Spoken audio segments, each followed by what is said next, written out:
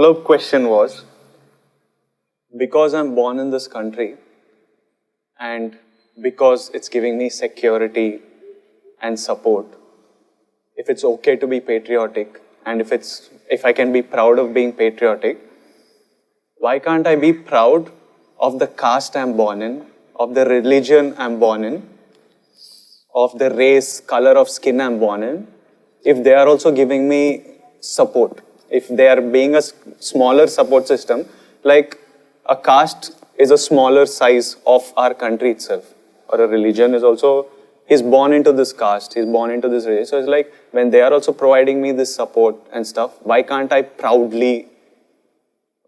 proud into the caste? Because nation is like geography, divided on geographical lines, this is divided on caste lines. See, all these things that you mentioned of nationality, caste, religion, language, ethnicity, color of my skin, all these are… A human being is a composite of all these things. Yeah. You cannot exclude any one of them. Right now, the mode in the country is such, there's an English saying called throwing the baby with the bathwater. You know how this term came?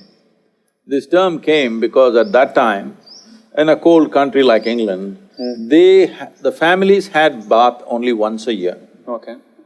How's that for you? Not in India, okay? Even 10,000 years ago, we were still having bath every day, but English had bath only once a year. Okay.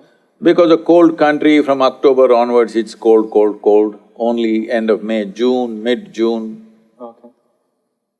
So at that time, they have a family bath, so big bathtub. First, the man of the house will take the dip. If that guy goes in and comes out, it's already turned dark. Not because he lost his skin color, because 1 year of muck. Yeah. Then all the men in the house go, then the women go, then the babies, children and babies go.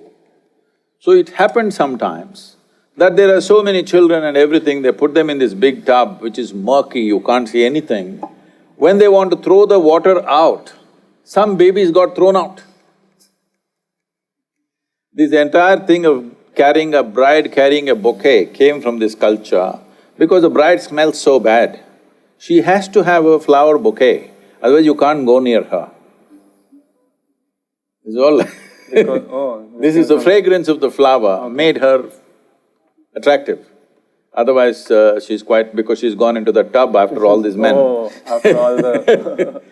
So, we are throwing the baby with the bathwater. In this culture, the caste and creed was created as a transference of knowledge and skills. Yeah. Because we understood in those days that whatever skills a father has, he is naturally prejudiced in favor of his children. Yes. So he will teach it in a best possible way to his own children. Yeah.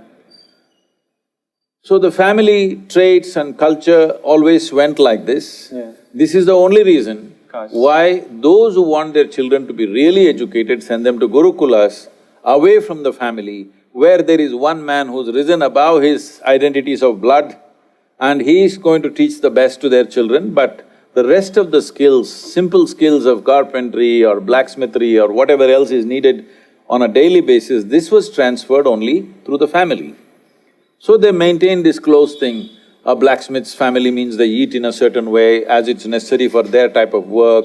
They will marry only a blacksmith's girl because she knows how to make the fire, this, that. If you marry a carpenter's girl, she won't know how to do this. So it is from this they did. Out of this, a phenomenally kaleidoscopic culture we created. It's so fantastic. From one community to another, they're living side by side in the neighborhood. For probably 100 years, 2-3 generations have lived. But the way they cook this home and this home is distinctly different. Okay. If I go to any house, if I just smell the seasoning, I just tell them what caste you belong to. Okay. Just if I smell the seasoning, I know what caste you belong to. Do you think we still cook it as… If they're married in if they're married in the same thing and traditionally women who are trained in that are there. But today, most women are going to school and college, they never spent enough time in the kitchen, so Now things everybody change, smells like pizza or whatever. That's a different thing. But it is so distinctly different. You should not destroy this. The only thing we need to take away is the discrimination. Unfortunately, our differences became terrible discrimination, that we started treating people badly, this profession is low, that profession is high, if you are doing this, we will treat you badly.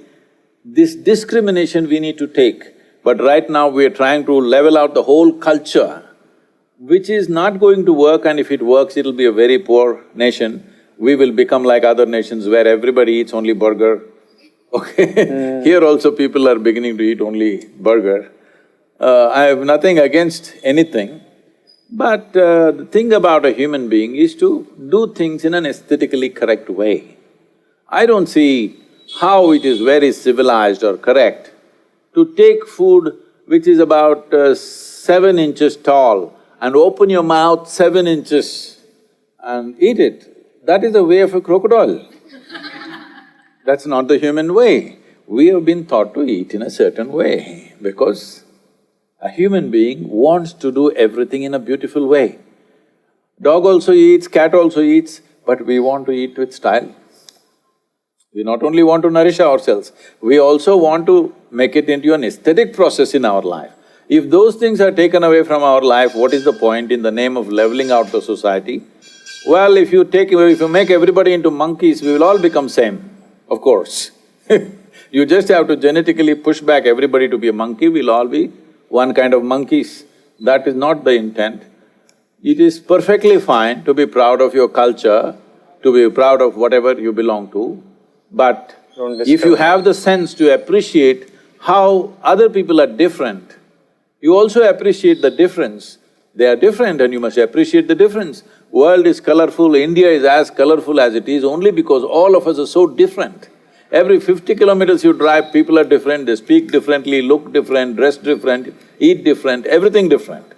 So it's fantastic, we must keep this color in the country. This color has not come just like that, 10,000 years of maturity to get this color. We should not destroy this colorful nation by believing in some kind of a silly, leveling out business. But at the same time, it's very, very important that we remove the discriminatory aspect of it and we learn to appreciate all the differences that others have. My next topic is on